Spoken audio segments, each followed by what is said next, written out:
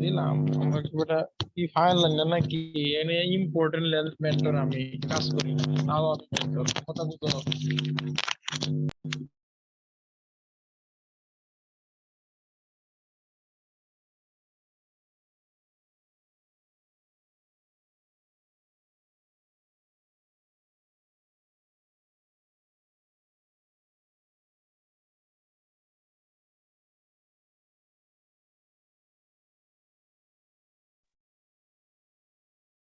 আগের ক্লাসের কোনো সমস্যা আছে কিনা?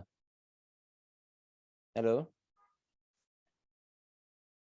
আগের ক্লাসগুলোর কোনো আলাপ দরকার আছে কিনা? স্যার একটু আগের ক্লাসের একটু স্যার সামারি একটু বললে ভালো হয় স্যার। সামারি না, প্রথম দিন থেকে সামারি। ঠিক আছে, তাহলে আমরা সামারি একটু করি 10 মিনিট। তো প্রথম হচ্ছে যে ইসিজি আমরা কিভাবে করি। ইসিজি হচ্ছে লেফট সাইডের ইসিজি করি, যেটা সবারই করতে হয়। কিছু কিছু ক্ষেত্রে রাইট সাইডের ইসিজি করতে হয় এবং পোস্টেরিয়র ইসিজি করতে হয়। তো আমাদের নর্মাল রুটিন প্র্যাকটিসে যে লেফট সাইডের যেটা প্রত্যেকেরই করি। কারোর যদি ইনফেরিয়র মায়োকার্ডিয়াল ইনফ্রাকশন হয়, সেই পেশেন্টের যদি সন্দেহ হয় যে তার রাইট ভেন্ট্রিকেলও ইনফ্রাকশন আছে বা হার্ট অ্যাটাক আছে, তখন সেটাকে, যেহেতু রাইট ভেন্ট্রিকেল এই লেফট সাইডে আমরা যেভাবে বসাই, রাইট ভেন্ট্রিকেলকে দেখা যায় না। তো সেই রাইট ভেন্ট্রিকেলকে দেখার জন্য সবগুলো ইসিজি লিডকে আমরা রিভার্স করে দিই, যে এখানে V1 থাকে ডান দিকে, আর যখন রাইট সাইডে করি তখন V1 লেফট সাইডে করে দিই। তাহলে সবগুলো লিডকেই আবার রিভার্স করে দিই। তো সেই ক্ষেত্রে যদি আমরা V3 থেকে V6 বা V4 থেকে V6, স্পেশালি V4 এ যদি এসটি এলিভেশন পাই, এসটি সেগমেন্ট যেটা আজকে আমাদের আলোচনার বিষয়, তখন আমরা বলি রাইট ভেন্ট্রিকুলার ইনফ্রাকশন। এটা জানতে হবে কেন? জানাই ছিল না। জানতে হবে এই কারণেই যে রাইট ভেন্ট্রিকুলার ইনফ্রাকশন হলে যে এই পেশেন্ট খুব তাড়াতাড়ি খারাপ হয়, তার মর্টালিটি বেশি, এবং অনেকগুলো ওষুধ দেওয়া যায় না, যেমন নাইট্রেট দেওয়া যায় না। যেমন ধরুন আপনার ইনফিরিয়রিয়ামে আছে, আপনি নাইট্রেট দিলেন, এই রোগীগুলো খারাপ হয়ে যাবে। ভেসোডাইলেটর ড্রাগ দিলে খারাপ হয়ে যাবে, ডায়াবেটিক্স দিলে খারাপ হয়ে যাবে। কাজেই এই রোগীর চিকিৎসা শুরুর আগে আপনাকে নর্মাল স্যালাইন খুব লোডিং দেওয়া হয় সাডেনলি, যাতে রাইট ভেন্ট্রিকলের একটা ফিলিং হয় এবং সেটা ফ্রাঙ্ক স্টার্লিং লতে তার কন্ট্রাকশন শুরু হয়। কাজেই এই জিনিসটা যদি আপনি মিস করেন ইনফেরিয়র এমআই ট্রিটমেন্টে, যে আপনি রাইট সাইডের ইসিজি করলেন না, পেশেন্ট কিন্তু খারাপ হয়ে যেতে পারে। আবার আমরা ইসিজিতে পোস্টেরিয়র সারফেস দেখতে পারি না। পোস্টেরিয়র সারফেস দেখার জন্য আমরা এই 1, V1, V2, V3 সাউন্ড হচ্ছে কারোর মডারেটর সাউন্ড হচ্ছে কারোর সেটে। তো V1, V2, V3 কে খুলে নিয়ে আমরা এই 7, 8, 9 7, 8, 9 এই পজিশনে বসিয়ে দিই। এটা হচ্ছে ফিফথ ইন্টারকোস্টাল স্পেস, এটা পোস্টেরিয়র অ্যাক্সিয়াল লাইন, এটা inferior angle of the scapula, এটা স্পাইনের জাস্ট ল্যাটারালি। তাহলে এটাকে মার্ক করা হয় V7, V8, V9, V7, V8, V9। কাজে আপনি যদি কোনো ইসিজিতে দেখেন যে V7, V8, V9 আছে, তাহলে আপনাকে বুঝে নিতে হবে এটা পোস্টেরিয়র সারফেসের ইসিজি। এখানে যদি আধা মিলিমিটার এসটি এলিভেশন থাকে, তাহলে আপনাকে বলতে হবে পোস্টেরিয়র এমআই। কাজেই নর্মাল আমরা যে এমআই গুলো দেখি সব সময়, তার দুইটা স্পেশাল ভ্যারাইটি। একটা কখন দেখলাম আমরা, যখন রাইট সাইডের ইসিজি করব, তখন রাইট ভেন্ট্রিকুলার ইনফ্রাকশন দেখতে পারবো। আর যখন আমরা পোস্টেরিয়র সাসপেক্ট করব, তখন পোস্টেরিয়রলি বসালে আমরা পোস্টেরিয়র লিড দেখতে পাবো। এই ছবিটা আজকে দেখানোর ইয়ে ছিল যে ইসিজিতে একটা বেজ লাইন, একদম স্ট্রেট লাইনটা হচ্ছে বেজ লাইন। আমি যদি এখানে শুরু করি, তাহলে পিআর সেগমেন্ট এটা base line. ST segment isoelectric লাইনে থাকে, এটাও বেজ লাইন।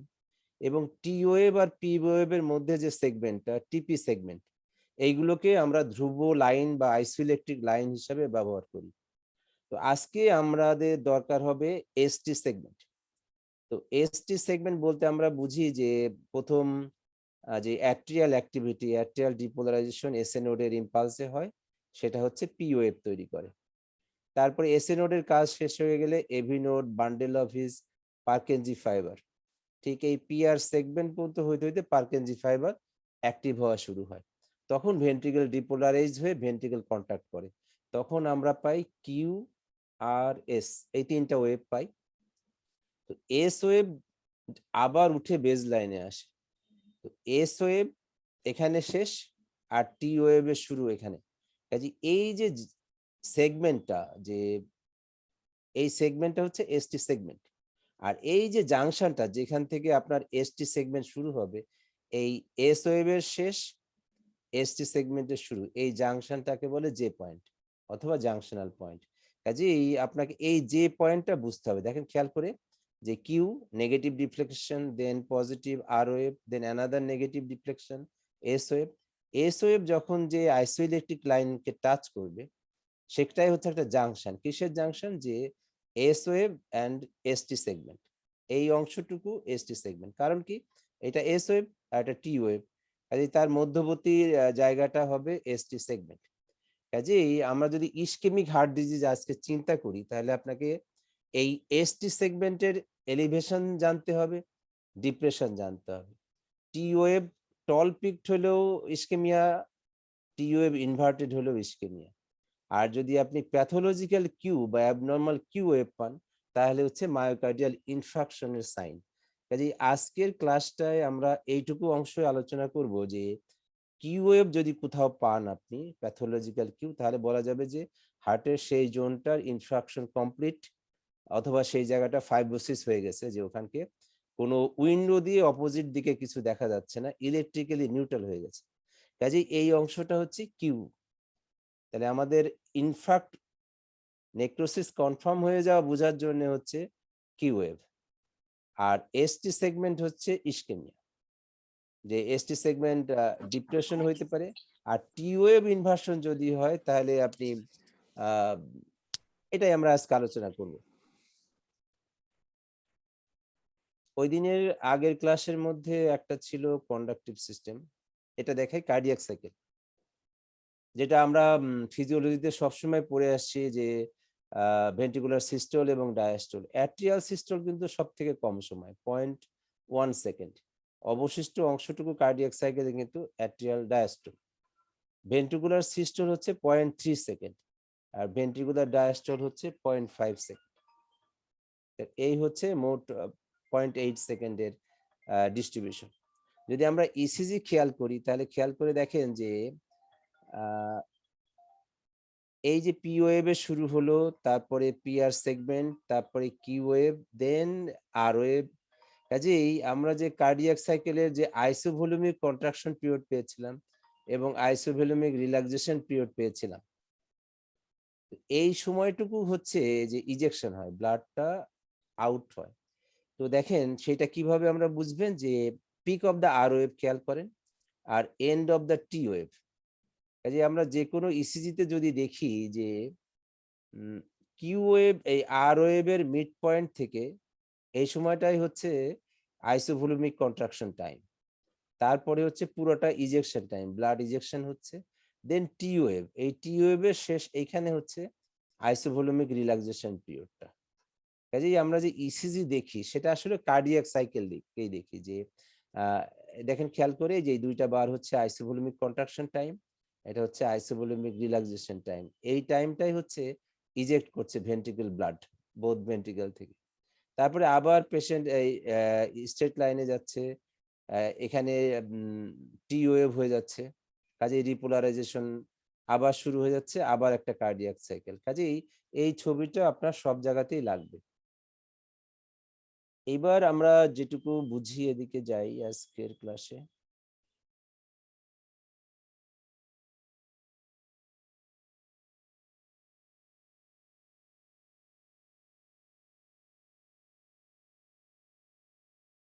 এগুলো আগে সবার হয়ে গেছে, সবার রিভিশন হয়ে যাওয়ার কথা।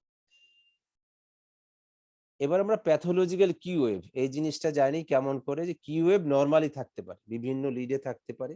প্যাথোলজিক্যাল আপনি কখন বলবেন, বা অ্যাবনর্মাল কিউ ওয়েভ কখন বলবেন? যখন আর ওয়েভ, চিন্তা করে দেখেন, এটা পি ওয়েভ, এইটুকু অংশ পিআর সেগমেন্ট, আর এই যে পজিটিভ ডিফ্লেকশন এটা হচ্ছে আর ওয়েভ।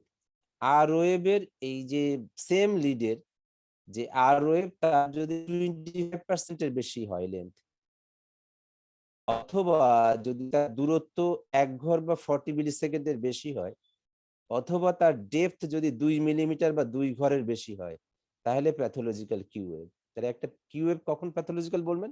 যখন তার করসপন্ডিং আর ওয়েভ, তার সাথে যে আর ওয়েভ আছে তার টোটাল লেন্থের যদি 25% এর বেশি হয়, অথবা তার দূরত্ব যদি 40 মিলি সেকেন্ডের বেশি হয় কিউ ওয়েভের, অথবা তার ডেপথ যে নেগেটিভ ডিফ্লেকশন সেটা যদি 2 মিলিমিটার বেশি হয়।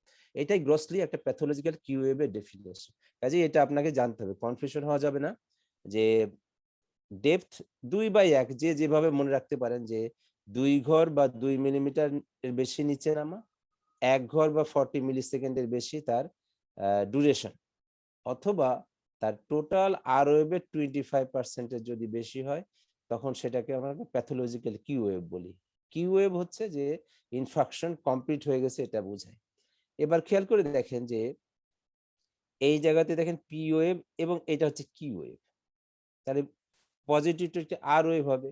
এবং দেখেন এখানে এসটি সেগমেন্ট কি আইসোইলেকট্রিক লাইনে আছে, কাজে এখানে এসটি সেগমেন্ট এলিভেশন হয়ে গেছে। এবারে খেয়াল করে দেখেন যে এইখানে একটু আপওয়ার্ড এলিভেশন আছে, কাজে এই বেজ লাইন থেকে যখনই পজিটিভ হয়ে যাবে তখনই সেটা আর ওয়েভ হয়ে যাবে। ফার্স্ট পজিটিভ হচ্ছে আর ওয়েভ, এখানে কিন্তু এটা কিউ ওয়েভ না। আপনি যদি মনে করেন যে এটা নিচে নেমে গেছে 2 ঘর 40 মিলি সেকেন্ডের বেশি বা আর ওয়েভের 25% এর বেশি, তাহলে কিন্তু হবে না। কাজেই কিউ ওয়েভ বলতে হলে আপনাকে অবশ্যই যে কোনো নস থাকা যাবে না, সেটা পিওরলি নেগেটিভ ডিফ্লেকশন। যদি একটু খোঁচার মতো থাকে দেখবেন, যারা ইসিজি দেখে বলে না না না একটু খোঁচা আছে দেখো, খোঁচা থাকলে সেটা আর ওয়েভ হয়ে যাবে। কিন্তু যেটা কিউ ওয়েভ সেটা খোঁচা থাকবে না, সেটা পিআর সেগমেন্টটা সরাসরি নিচের দিকে নেমে যাবে। এখানে দেখেন কোনো পজিটিভ নাই, নেমে গেছে। আর এখানে দেখেন একটা পজিটিভ ডিফ্লেকশন আছে। কাজেই এসটি এই পি ওয়েভের পরে পিআর সেগমেন্টের পরে যদি পজিটিভ হয় তাহলে সেটা আর নেগেটিভ হলে সেটা সেকেন্ড, যেহেতু এটা নেগেটিভ, এটা কিউ ওয়েভ হবে না, তখন এটা এস ওয়েভ হবে।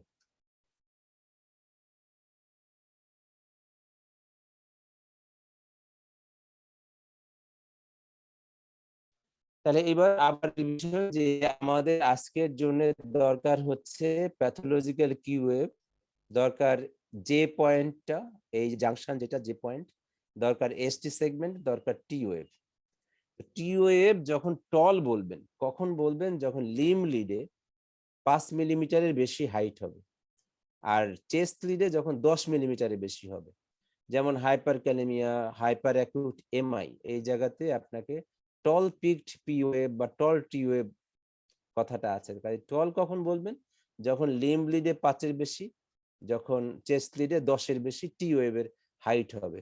কাজে এখানে নিশ্চয়ই 5 ঘরের বেশি না, কাজে এখানে টি ওয়েভ নরমাল। কাজেই আমরা ইস্কেমিয়া বলতে বুঝাই যে আমরা মায়োকার্ডিয়াল ইস্কেমিয়া, সেই ইস্কেমিয়া বলতে বুঝায় যে টি ওয়েভ ইনভার্সন হলে ইস্কেমিয়া বলি, এসটি সেগমেন্ট ডিপ্রেশন হলে ইস্কেমিয়া বলি।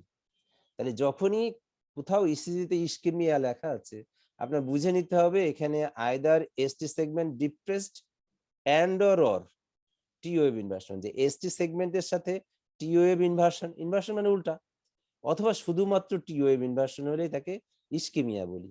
যদি এসটি সেগমেন্ট এই বেজ লাইন থেকে দেখেন, আপনি যে কোনটাকে বেজ লাইন মনে করেন, যে পিআর সেগমেন্টটাকে বেজ লাইন মনে করবেন, তাহলে এইটার কম্পারিজনে এই এসটি সেগমেন্টটা একই লাইনে আছে কিনা।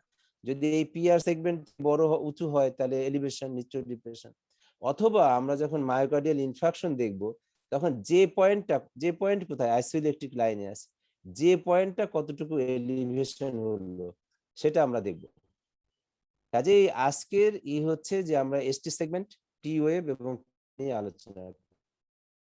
দেখেন যে আপনার ইসিজি জানার এত দরকার কেন? খুব সহজে আমি অ্যাকুট করোনারি সিনড্রোমের একটা ছবি দেখাই, যাতে যে যেখানে আছেন তার অবস্থান থেকে এই অসুখটাকে চিনতে পারে। যে একজন লোকের বুক ব্যথা হলো, শুধুমাত্র বুক ব্যথা, সেই বুক ব্যথাটা আপনার কার্ডিয়াক মনে হচ্ছে কিনা। যদি কার্ডিয়াক মনে না হয় নাই, তাহলে দেখেন খেয়াল করে যে আমরা 3টা প্যারামিটার দেখব। একটা হচ্ছে রোগীর বুকের ব্যথাটা কেমন, রোগীর ইসিজি চেঞ্জটা কেমন, এবং রোগীর এনজাইম কার্ডিয়াক ট্রোপোনিন এটা কেমন। 3টা প্যারামিটার দিয়েই আমরা অ্যাকুট করোনারি সিনড্রোমকে ডায়াগনোসিস করি। এটা কিন্তু অ্যানজিওগ্রাম করে করি না ইউজুয়ালি আমরা। তাহলে দেখেন যে 3টা প্যারামিটার কি, একটা হচ্ছে রোগীর প্রেজেন্টেশন, একটা হচ্ছে ইসিজি চেঞ্জ, আর একটা হচ্ছে এনজাইম চেঞ্জ। তাহলে দেখেন এই ভদ্রলোকের একটা ছোট্ট বুকের মাঝখানে ব্যথা, ছোট্ট ব্যথা, যেই ব্যথার কোনো রেডিয়েশন নাই, এক্সারশনে বাড়ে না, রেস্টে কমে না, নাইট্রেট দিলে কমে না, সে একটা ভেগ পেইন নিয়ে আসছে। তারপর ইসিজি করলেন, ইসিজি নরমাল, ট্রোপোনিন নরমাল। কাজে 3টা প্যারামিটার যদি আপনার নরমাল থাকে তাহলে আপনি এই মুহূর্তে নন কার্ডিয়াক বলতে পারেন, কিন্তু ফলো আপে রাখতে পারেন যে পেইনটা আপনার কাছে কার্ডিয়াকটা নন কার্ডিয়াক এটা মনে হয়। দেখেন আরেকটা রুগী, তার টিপিক্যাল চেস্ট পেইন, যে বুকের মাঝখানে ব্যথাটা হয়ে গলা এবং 2 হাতের দিকে চলে গেছে, তার দেখেন ইসিজি নরমাল, তার ট্রোপোনিন নরমাল। এইটাকে কিন্তু আনস্টেবল অ্যাঞ্জিনা।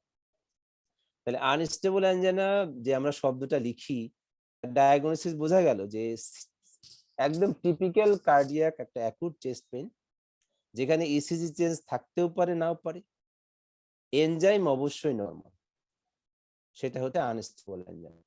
এখন দেখেন রোগীর ব্যথাটা আরো তীব্রতা বেশি, তার সঙ্গে ইসিজি চেঞ্জ, এসটি ডিপ্রেশন থাকতেও পারে নাও পারে, টি ইনভার্সন থাকতেও পারে নাও পারে, কিন্তু তার যদি ট্রোপোনিন বাড়ে, তাহলে একই রোগীর এখানে ব্যথা ছিল ট্রোপোনিন নরমাল, তার ডায়াগনোসিস ছিল আনস্টেবল অ্যাঞ্জিনা। এখন সিমিলার রোগী, তার বুক ব্যথা আছে প্লাস মাইনাস ইসিজি চেঞ্জ, তার সাথে ট্রোপোনিন বেড়ে গেছে, এটা শব্দ হবে non STEMI, non ST segment elevation myocardial infarction. এখন দেখেন রোগীর ব্যথাটা বেশি, রোগীর এসটি সেগমেন্ট এলিভেশন হয়ে গেছে, দেখেন এসটি সেগমেন্টটা এই উপরে চলে গেছে, যে পয়েন্ট এখানে চলে গেছে, যে এখানে নামার সুযোগই নাই, এই জায়গা নেমে না এসটি সেগমেন্ট হতো, এখন কি এস ওয়েভ আছে এখানে নাই। কাজে এই যে আইসোইলেকট্রিক লাইন থেকে কত ঘর উপরে গেছে যে পয়েন্টটা, ততটুকু হচ্ছে এসটি সেগমেন্ট এলিভেশন, এবং এখানে কার্ডিয়াক বায়োমার্কার ট্রোপোনিন অনেক বেশি। কাজে এটাকে আমরা ডায়াগনোসিস করব এসটি সেগমেন্ট এলিভেশন এমআই। এটা হচ্ছে নন এসটি সেগমেন্ট, এটাও এমআই, কিন্তু এটা নন ST segment elevation. ST segment এখানে ডিপ্রেসড হইতে পারে, নরমালও থাকতে পারে, কিন্তু এই ক্ষেত্রে দেখেন যে এসটি সেগমেন্ট এলিভেশন। এটা হচ্ছে বেসিক কনসেপ্ট, যে আপনি যেখানে যান এই অ্যাকুট করোনারি সিনড্রোমের ডায়াগনোসিস এই প্লটেই আপনাকে রাখতে হবে, যে নন কার্ডিয়াক, যে চেস্ট পেনটাই ভেগ আর সবকিছু নরমাল। আনস্টেবল অ্যাঞ্জিনা কখন, যার চেস্ট পেনটা কম্প্রেসিভ চেস্ট পেন, সোয়েটিং আছে, প্যালপিটেশন আছে, শর্টনেস অফ ব্রেথ আছে, পেশেন্টের এক্সারশনে বাড়ে, রেস্টে কমে, নাইট্রোগ্লিসারিনে কমে, কিন্তু তার ট্রোপোনিন সেটা হচ্ছে আনস্টেবল অ্যাঞ্জিনা। এর সাথে যদি ট্রোপোনিন যখনই বেড়ে যাবে, তখনই আপনাকে এটাকে এমআই বলতে হবে, যে চেস্ট পেইন আছে, ইসিজি প্লাস মাইনাস, ট্রোপোনিন বেড়ে গেছে, এটা হচ্ছে নন এসটিএমআই। যখনই এসটি সেগমেন্ট এলিভেশন হয়ে যাবে, চেস্ট পেইন থাকবে, এনজাইম থাকবে, তিনটাকে সমন্বিতভাবে আপনি বলতে পারবেন ST segment elevation myocardial infraction. এই ছবিটা আমরা দেখি যে এইটা হচ্ছে কিউ ওয়েভ, এটা হচ্ছে এসটি সেগমেন্ট, আর এটা টি ওয়েভ। খেয়াল করে দেখেন যে এই দিক থেকে শুরু হচ্ছে, যে সবার আগে থাকে ইস্কেমিয়ার জোন, একটা মায়োকার্ডিয়ামে দেখেন দেখাচ্ছে যে এই জোনটা ইস্কেমিয়া, সেই ইস্কেমিয়ার ইসিজি চেঞ্জ কি হবে আমি বলছিলাম, যে এসটি সেগমেন্ট আইদার ডিপ্রেসড অথবা টি ওয়েভ ইনভার্সন। তারপরে হচ্ছে ইনজুরি, মায়োকার্ডিয়াল ইনজুরি, এটা আমরা কিভাবে বুঝাই, এসটি সেগমেন্ট এলিভেশন। কাজে আপনি যখনই এসটি সেগমেন্ট এলিভেশন দেখতে পাবেন, তখন আপনার ধারণা কি হবে, যে মায়োকার্ডিয়াল ইনজুরি। কিন্তু যদি দেখেন যে কিউ ওয়েভ ডেভেলপ করে গেছে, তার মানে ইররিভার্সিবল স্টেটে, সেটা হচ্ছে myocardial necrosis or myocardial infraction. কাজে এখান থেকে আমরা বলতে পারি যদি শুধু এসটি সেগমেন্ট ডিপ্রেশন আর টি ওয়েভ ইনভার্সন থাকে, তখন আমরা বলতে পারি যে মায়োকার্ডিয়াল ইস্কেমিয়া। এখন যদি এসটি সেগমেন্ট এলিভেশন হয়ে যায়, তখন শব্দটা চেঞ্জ হয়ে কি হবে, মায়োকার্ডিয়াল ইনজুরি। আর যদি প্যাথোলজিক্যাল কিউ ডেভেলপ করে, তখন হচ্ছে মায়োকার্ডিয়াল ইনফ্রাকশন। কাজে শব্দগুলো বলার আগে আপনাকে কিন্তু চিন্তা করতে হবে। এবার এই ছবিটা হচ্ছে আপনারা যারা বই খেয়াল করবেন, যে হার্টের মায়োকার্ডিয়াল ইনফ্রাকশনের ডেফিনেশনের জন্য ইউনিভার্সাল ডেফিনেশন আছে, যে স্যার এর আগের স্লাইডটা একটু দেখানো যাবে? দেখানো যাবে অবশ্যই। এই যে আমরা একটা মায়োকার্ডিয়ামের ছবি দিয়েছি, প্রথমে ইসকেমিক জোন, তারপর ইনজুরি জোন, তারপর ইনফ্রাক্ট জোন। এখানে যদি এই অবস্থায় থাকে, এগুলো হয়নি, তখন পেশেন্টের এসটি সেগমেন্ট ডিপ্রেশন, তার সাথে টি ওয়েভ ইনভার্সন পেতে পারেন, অথবা শুধুমাত্র টি ওয়েভ ইনভার্সন পেতে পারেন। কিন্তু যদি আপনি এই স্টেজে ইনজুরি স্টেজে পান, তখন পাবেন এসটি সেগমেন্ট এলিভেশন। আর যদি তারও পরে পান, যখন তার ইনফেকশন কমপ্লিট হয়ে গেছে, মায়োকার্ডিয়াল আর কোনো ভায়াবল মায়োকার্ডিয়াম নাই, সেখানে হচ্ছে মায়োকার্ডিয়াল নেক্রোসিস বা এমআই বলে সেই জায়গাটাকে, সেটা হচ্ছে কিউ ওয়েভ দিয়ে রিপ্রেজেন্ট করে। তাহলে টি ওয়েভ দিয়ে কি করে, এসটি সেগমেন্ট দিয়ে কি বোঝা যায়, কিউ ওয়েভ দিয়ে কি বোঝা যায়, এটা জানলে আর আপনার পরে সমস্যা নাই। কাজে এইটা নেওয়া হয়েছে যে ইউনিভার্সাল ডেফিনেশন অফ মায়োকার্ডিয়াল ইনফেকশনের ফোর্থ ডেফিনেশন থেকে। আপনি নেটে স্যার গেলে একটা কোশ্চেন ছিল স্যার। বলেন।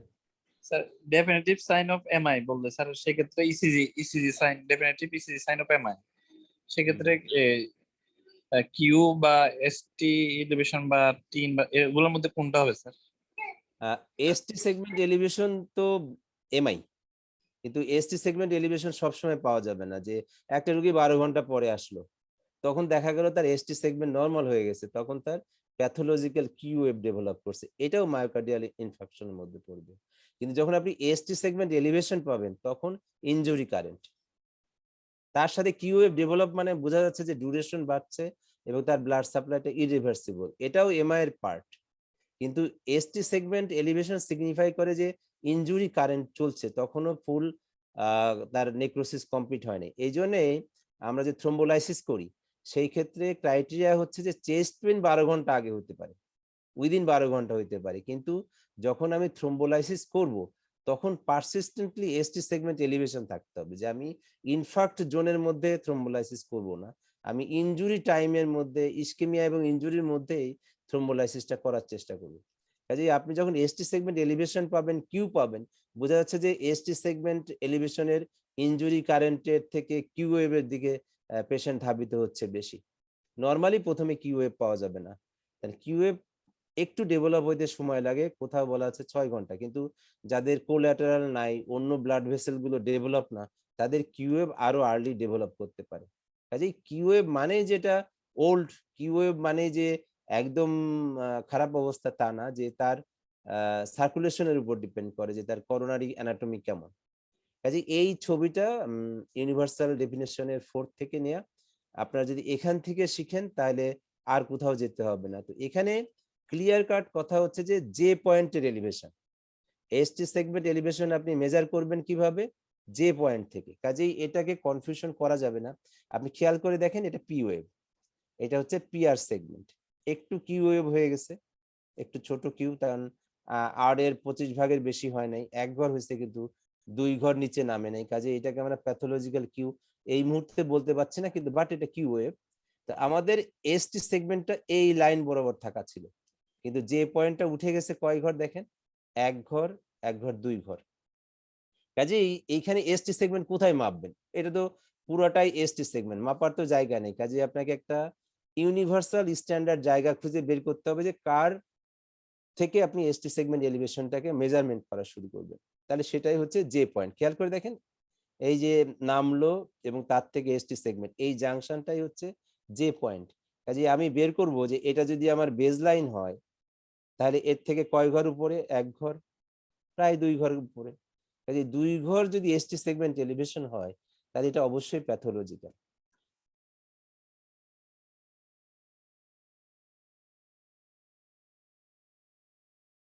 এবার খুব একটা কমন ছবি দেখাই আপনাদেরকে, যে এসটি সেগমেন্ট এলিভেশন কতটুকু ধরবেন। তো যারা আপনারা অন্যান্য বই পড়েন বা জিজ্ঞাসা করলেই অনেকেই বলেন যে লিম লিডের ক্ষেত্রে 1 মিলিমিটার এলিভেশন এবং চেস্ট লিডের জন্য 2। তো এখন কার্ডিওলজির যেটা 4th ডেফিনেশন, যেটা সারা বিশ্ব ফলো করে, সেটা হচ্ছে এইটা। এবং এটা মনে রাখা খুব সহজ। এখানে একটা, আমরা যেমন ওয়াশরুমে যাই, সেখানে এরকম সিগন্যাল দেখেই বুঝি না যে ইনি ভদ্র মহিলা, ইনি একটু প্রাপ্তবয়স্ক ভদ্রলোক পুরুষ, ইনি হচ্ছে ছেলে ভদ্রলোক অল্প বয়সী। এই ছবি দেখে আমরা বুঝতে পারি, ওনাকে নিশ্চয়ই মহিলা বলতে পারি না, কারণ তার ড্রেস দেখে। তো এটা যদি আমরা মনে রাখি যে আমাদের যে 12 লিড আছে, 12টা লিডের মধ্যে 10টা লিডের ক্ষেত্রে মোর দেন ইকুয়াল টু 1 মিলিমিটার বেশি হলেই আপনাকে সেটা সিগনিফিকেন্ট। তাহলে এবার শর্তগুলো বলি যে আপনি কখন এসটি সেগমেন্ট এলিভেশন বলবেন। এক হচ্ছে যে অল লিড এক্সেপ্ট V2 এবং V3, কাজে V2 V3 বাদে সব লিডে এসটি সেগমেন্ট এলিভেশন হইতে হবে 1 মিলিমিটার, এটা একটা শর্ত। 2 নম্বর শর্ত হচ্ছে যে কন্টিজিউয়াস লিড হইতে হবে, মানে তার পার্শ্বের যে লিডটা, একটা লিডে হলে হবে না। আপনি একটা লিডে এসটি সেগমেন্ট দেখে লাভ দিয়ে এমআই বলবেন, হবে না। একটা লিডে কিউ ওয়েভ বলবেন, একটা লিডে টি ওয়েভ ইনভার্সন বললেন, হবে না। ওর একটা সাক্ষী লাগবে, যে কোনো কাজেই সাক্ষী লাগবে। কাজে সেই সাক্ষী কি অ্যাটলিস্ট তার কন্টিজিউয়াস সমসংস্থ আরেকটা লিড লাগবে। কাজে শর্ত হচ্ছে দুইটা, একটা হচ্ছে যে তার হাইট বাড়তে হবে all lead except V2 V3 তে 1 মিলিমিটার। এই ঝামেলাটা হচ্ছে V2 আর V3 তে। এটাতে কিভাবে মনে রাখবেন, যদি ফিমেল হয় তাহলে 1.5 মিলিমিটার এলিভেশন হইতে হবে কোন লিডে, V2 এবং V3 তে। যদি মেল 40-এর উপরে হয়, বড় মেল, তার জন্য 2 মিলিমিটার এলিভেশন হইতে হবে। যদি মেল ছোট হয় তার জন্য 2.5 মিলিমিটার এলিভেশন হইতে হবে। কাজে দেখেন V2 V3 এর ভেরিয়েশনটা, ফিমেল যদি হয়, যে কোনো এজ ফিমেল সেক্স যদি হয়, তার জন্য 1.5 মিলিমিটার এলিভেশন হতে হবে। আর বাকি লিডগুলোতে তার কি ছিল, 1 মিলিমিটার। যদি মেল 40-এর উপরে হয় তার জন্য 2 মিলিমিটার হতে হবে, তার কিন্তু 1.5 মিলিমিটার হলে হবে না। এখন মেল যদি 40-এর কম হয়, মানে ইয়াঙ্গার এজ গ্রুপ হয়, তাহলে 2.5 মিলিমিটার এসটি এলিভেশন হতে হবে। কাজে এটা ভোলা যাবে না, আর এই ছবিও ভোলা যাবে না যে অল লিড, সোজা কথা, সবগুলো লিডের জন্য মোর দেন 1 মিলিমিটার এক্সেপ্ট V2 V3। সেখানে কি বলেছি আমরা, ফিমেল যদি হয় 1.5 মিলিমিটার 1.5 ঘর, মেল যদি 40-এর উপর হয় 2 মিলিমিটার বা 2 ঘর, আর মেল যদি 40-এর কম হয় তাহলে 2.5 ঘর। এটা যদি না বুঝেন তাহলে আপনি যখনই ইসিজি পাবেন তখন কনফিউজড হয়ে যাবেন। এবার আমাদের যেটা কনফিউশন ছিল যে পয়েন্ট নিয়ে, খেয়াল করে দেখেন যে এইটা হচ্ছে যে পয়েন্ট। কাজেই দেখেন এইখানে যে পয়েন্টটা কেমন, আমরা তো বলছিলাম যে এসটি সেগমেন্ট নামে ওঠে। দেখেন এই যে জাংশন যে জায়গাটা, সেটা হচ্ছে যে পয়েন্ট। কিছু কিছু ইসিজিতে দেখবেন মাছের হুক, ছোটবেলায় মাছ ধরার অভ্যাস থাকলে ফিশ হুক অ্যাপিয়ারেন্স, দেখেন যে এটা মাছের বড়শির যে হুক সেটার মতো। তো এই যে দেখেন এটা পি ওয়েভ, এটা পিআর সেগমেন্ট, এটা আর ওয়েভ। এইটা যদি বেজ লাইনের নিচে যেত তাহলে এস ওয়েভ হতো, বেজ লাইনের নিচে না গেলে তার আর এস ওয়েভ বলা যাচ্ছে না। তাহলে এখান থেকে কি হয়েছে, একটা নস ওয়েভ তৈরি হয়েছে। এটা যেহেতু জাংশনের জায়গাতে ওয়েভ, এটা জাংশনাল ওয়েভ। তারপরে হচ্ছে যে পয়েন্ট, কাজে এখানে যদি আপনি এসটি সেগমেন্ট বলেন তাহলে এলিভেশনটা হচ্ছে এই বেজ লাইন থেকে এতটুকু। এটা করলে কিন্তু অনেক বেশি হয়ে যাবে যে ওয়েভে যদি যান, কিন্তু আপনাকে কাউন্ট করতে হবে যে পয়েন্ট পর্যন্ত। দেখেন এই হচ্ছে যে পয়েন্ট, এই জায়গাটা, এখানে কিন্তু যে ওয়েভ নাই। কাজেই এইরকম যদি বর্ষির হুকের মতো দেখেন তাহলে সেটা কিন্তু আর্লি রিপোলারাইজেশন, এটা কিন্তু মায়োকার্ডিয়াল ইনফ্রাকশন বলা যাবে না। যদি দেখেন যে এরকম নচ আছে একটা, তাহলে সেটাকে বলেন যে পয়েন্টও বলতে পারেন, যে ওয়েভও বলতে পারেন, যেটা থাকে। তাহলে এবার এসটি সেগমেন্ট কিভাবে এলিভেশন হয়, কত ধরনের। তো প্রথমেই বলি যে আপনি 3টা কথা যদি মনে রাখেন, যে মায়োকার্ডিয়াল ইনফ্রাকশনের এসটি সেগমেন্ট হবে কনভেক্সিটি আপওয়ার্ডস। ভিন্নতা হতে পারে হয়তো কখনো, কিন্তু বেশিরভাগ ক্ষেত্রেই যখন আপনি মায়োকার্ডিয়াল এসটি এলিভেশন এমআই বলবেন তখন তার এলিভেশনটা হবে কনভেক্সিটি আপওয়ার্ডস। খেয়াল করে দেখেন। কিন্তু যদি কনকেভিটি আপওয়ার্ডস হয় সেটা মায়োকার্ডিয়াল ইনফ্রাকশনের পক্ষে খুব কম যায়। যদি এই রকম কনকেভিটি আপওয়ার্ডস দেখেন তখন সেটা এমআই কিনা অনেকবার চিন্তা করতে হবে। আর একটা যদি দেখেন যে V1 V2 তে কোভ প্যাটার্ন থাকে এরকম, আমি দেখাবো ওই ছবিটা, তাহলে সেটা হচ্ছে ব্রুগাদা প্যাটার্নের। তাহলে ব্রুগাদা যেহেতু একটু কঠিন জিনিস, অ্যারিথমিয়াটা আমাদের লাস্ট আগামী সপ্তাহের ক্লাসে থাকবে। অ্যারিথমিয়ার একটু শর্ট ডিসকাশন।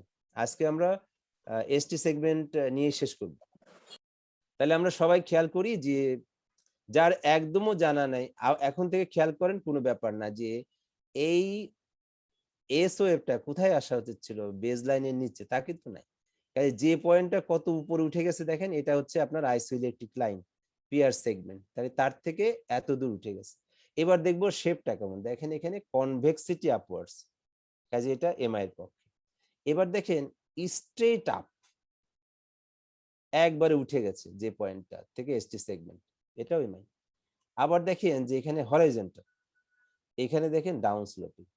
কাজেই কনভেক্সিটি হতে পারে, স্ট্রেট আপ হইতে পারে, হরাইজন্টাল হইতে পারে, ডাউন স্লোপিং হইতে পারে, কিন্তু ইউজুয়ালি কনকেভিটি আপওয়ার্ডস, এটা এমআই এর পক্ষে যায় না। খালি এই ছবিটা খেয়াল করেন, এটা এমআই এর পক্ষে যায় না। আবার খেয়াল করে দেখেন যে এখানে কিউ ওয়েভ ডেভেলপ করছে, এসটি সেগমেন্ট একদম স্ট্রেট আপ, এখানে দেখেন কনভেক্সিটি আপওয়ার্ডস, এখানে দেখেন হরাইজন্টাল।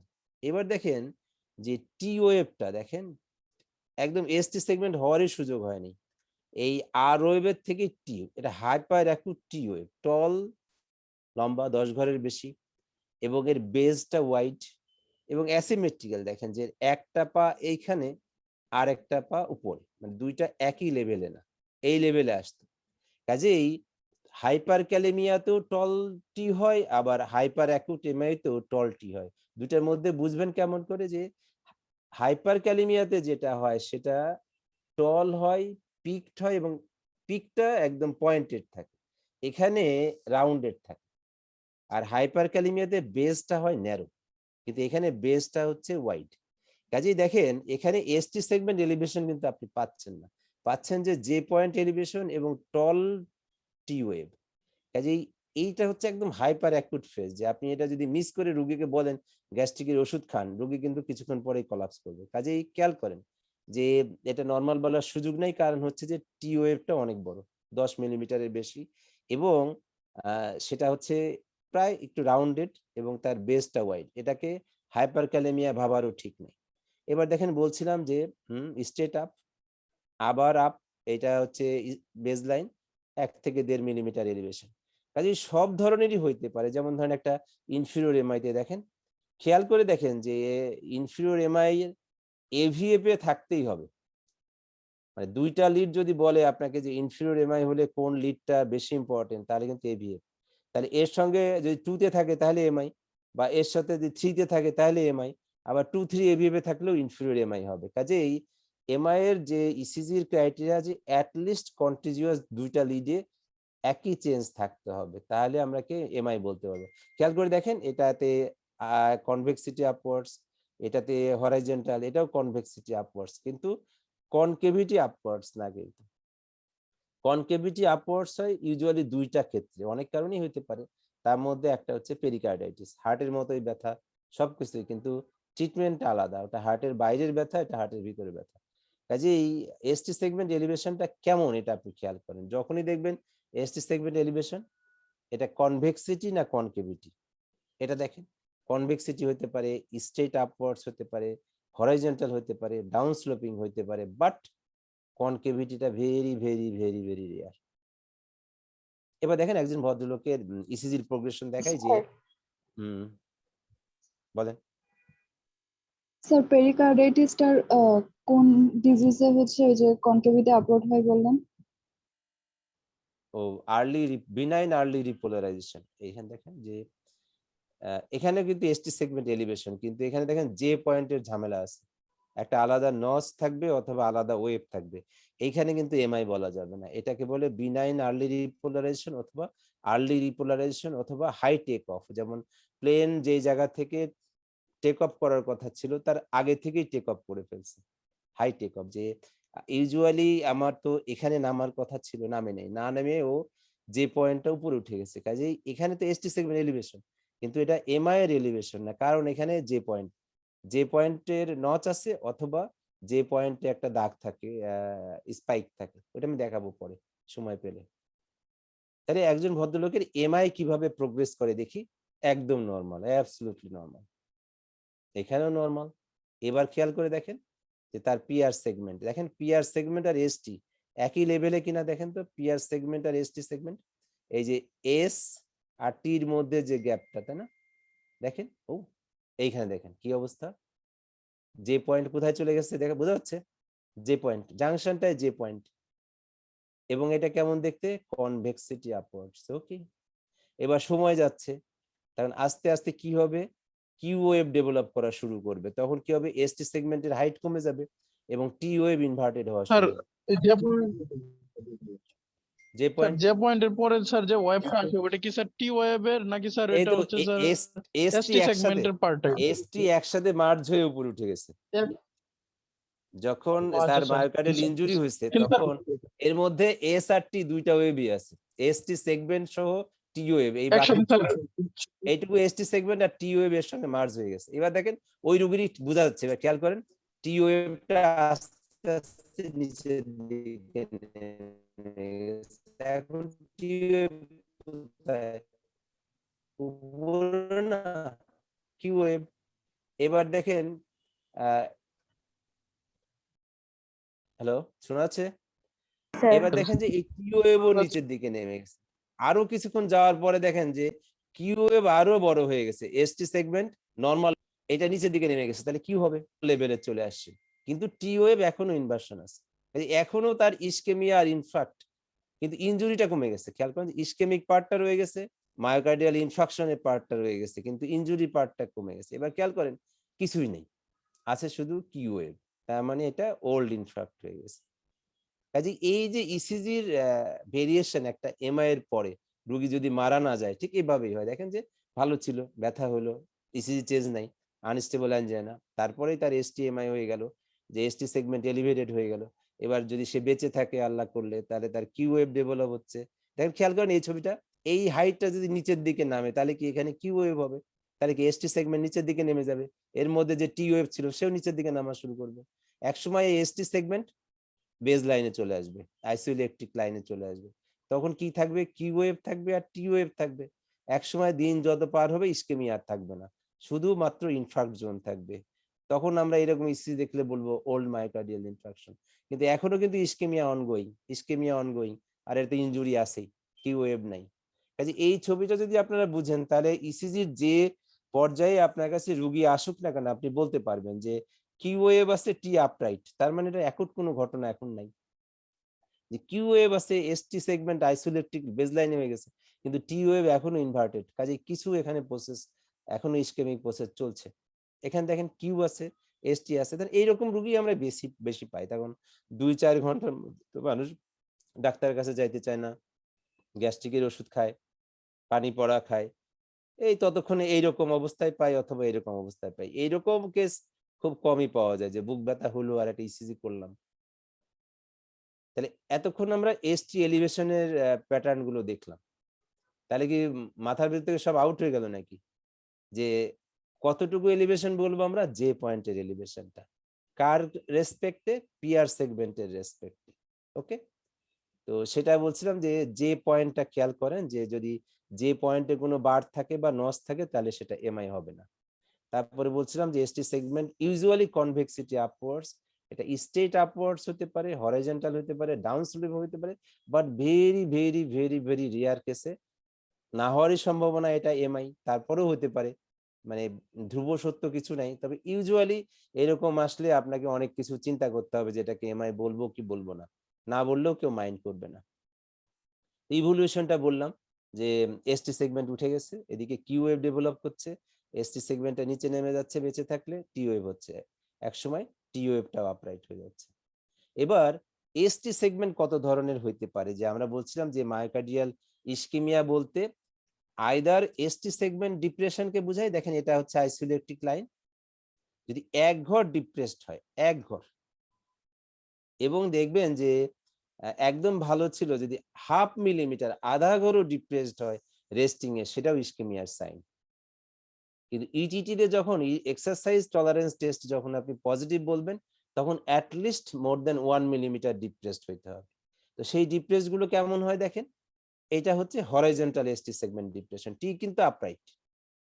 এবার খেয়াল করে দেখেন এসটি সেগমেন্টটা কেমন, ডাউন স্লোপিং, এটা কেমন, হরাইজন্টাল। এখানে দেখেন এসটি সেগমেন্ট নরমাল কিন্তু টি ওয়েভ ইনভার্সন, তার মানে কিন্তু ইসকেমিয়া। এখানে দেখেন যে এসটি দুইটাই নেমে গেছে এর মধ্যে, কিন্তু দেখেন এখানে আপ স্লোপিং। কাজেই এসটি সেগমেন্ট ডিপ্রেশন যদি আপ স্লোপিং হয়, তাহলে ischaemia very very rare chance. বাকি সবগুলো ইসকেমিয়া হতে পারে। কাজেই ট্যাকিকার্ডিয়া হলো আর এসটি সেগমেন্ট এরকম আপ স্লোপিং, আপনি ইসকেমিয়া বললে চিন্তা করতে হবে অনেকবার কেন বলবো। কাজে এসটি সেগমেন্ট ইউজুয়ালি আমরা যেগুলো ইসকেমিয়ার জন্য ধরি সেটা হচ্ছে হরাইজন্টাল অথবা ডাউন স্লোপিং। সব থেকে ডাউন স্লোপিং খারাপ বেশি, হরাইজন্টালও খারাপ, কিন্তু তার মধ্যে খারাপ টিএসি, খারাপ হচ্ছে ডাউন স্লোপিং। আর শুধু টি ওয়েভ ইনভার্সন যদি ডিপ সিমেট্রিক্যাল হয় তাহলে আপনি ইসকেমিয়া বলতে পারবেন, কিন্তু চিন্তা করতে হবে যে ইসকেমিয়া বলবো কি বলবো না, কিন্তু ইসকেমিয়া বলা যেতে পারে। ডিপ টি ওয়েভ ইনভার্সন, সিমেট্রিক্যাল ডিপ টি ওয়েভ ইনভার্সন, কমপক্ষে 2টা লিডে, যা কিছুই বলেন না কেন একটা লিডের সাক্ষী আর একটা লিড না থাকলে আপনি এটা ইসকেমিয়া ইনজুরি কিছুই বলতে পারবেন না, ইনফ্রাকশন। কিউ ওয়েভ একটা লিডে পাওয়া গেলে ভ্যালু নাই, এসটি সেগমেন্ট একটা লিডে পাওয়া গেলে ভ্যালু নাই, এসটি সেগমেন্ট ডিপ্রেশন বা টি ওয়েভ ইনভার্সন একটা লিডের কোনো ভ্যালু নেই, অবশ্যই তার কো-পার্টনার অথবা সাক্ষী লাগবে। তাহলে বোঝা যাচ্ছে দেখেন এখানে টি ওয়েভটা বড় হয়ে গেছে, কেমন বলছিলাম যে বেসটা ওয়াইড, এবং দেখেন এইখানের পিকটা কেমন একদম পয়েন্টেড না আর এর, দেখেন এই আরটা যেমন পিক, এই টি ওয়েভটা কি পিক, এইরকম যদি পিক টি ওয়েভ হতো তাহলে এটা হাইপার ক্যালেমিয়ার পক্ষে যেত, সেখানে সিমেট্রিক্যাল হতো এবং বেসটা ন্যারো হতো। আমি যদি সময় পাই আজকে ওই ছবিটা দেখাই দিব।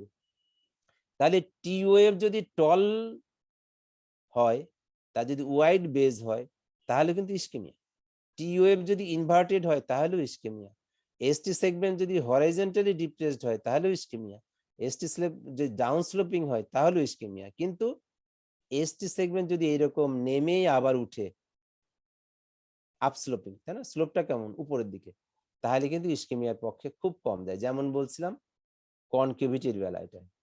কাজে এসটি সেগমেন্ট এলিভেশন চোখ বন্ধ করে রাখি, খালি খেয়াল করে দেখেন কনকেভিটি আপওয়ার্ডস কিনা, এসটি ডিপ্রেশন যেদিকেই হোক ইসকেমিয়া, কিন্তু আপস্লোপিংটা ইসকেমিয়ার পক্ষে খুব কম যায়, কিছু কিছু ক্ষেত্রে কিছু কিছু ক্রাইটেরিয়ায় হয়তো বলতে হয়, কিন্তু ইউজুয়ালি অ্যাভয়েড করা যেতে পারে। তাহলে এইবার যদি আমরা একটা স্যার গড় বলেন, এসটি সেগমেন্টটা কি স্যার, যে স্যার ডিপ্রেশনটা এটা আমরা কি স্যার পিআর সেগমেন্টের সাপেক্ষে চিন্তা করব যে নাকি কোনো একটা, যে টিপি কোনো একটা, সেগমেন্টের সাপেক্ষে? যার পিওএফ নাই তার কিভাবে করবেন, বিপদ তো, তাহলে স্যার টিপি সেগমেন্ট, তার তো পি নাই, তাহলে স্যার টিপি সেগমেন্ট, তাহলে স্যার অ্যাট্রিয়াল এটা ফিব্রিলেশনের কোন? পুরো সেগমেন্ট, ইউজুয়ালি যে বেজ লাইন, কখনো তো তার লাইন আছে একটা, যে কোনো জায়গায় হোক একটা বেজ লাইন আছে যেটা থেকে আপ ডাউন হচ্ছে, সেটা থেকে ধরে নেবেন। ইউজুয়ালি আমরা পিআর সেগমেন্টের কাছাকাছি তো এটাও ধরতে পারি আর টিপি সেগমেন্টকেও ধরতে পারি, এই জন্যই আমি প্রথমে এই ছবিটা দেখাইছিলাম। দেখেন কি কি সেগমেন্ট আইসোলেটেড থাকে, পিআর সেগমেন্ট, এটা হচ্ছে টিপি সেগমেন্ট, টি এন্ড পি, টিপি segment, PR segment, ST segment. এই সেগমেন্ট যে শব্দগুলো এরা একদম বেজ লাইনে থাকে।